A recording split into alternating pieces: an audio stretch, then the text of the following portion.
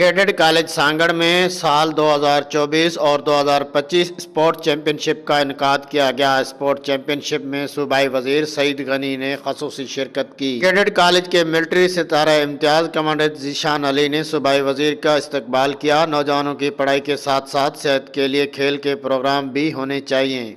Cadet college के नौजवान ही अपने मुल्क का नाम रोशन करेंगे। नौजवानों को पढ़ाई पर भी तवज्जो देनी चाहिए। तकरीब में नौजवानों की जानिब से घोड़ी सवारी, रस्साकशी, नेज़ाबाजी समेत मुख्तलिफ खेल पेश किए गए। इस मौके पे अपने ख्यालात का इजहार करते हुए सूबाई वजीर सईद गनी का कहना था, और आर्म फोर्सेस सारी बहुत अच्छी होती हैं, सबके अपने अपने फ़राइज़ हैं, जिम्मेदारियाँ हैं और बेहतर तरीके से अदा करते हैं।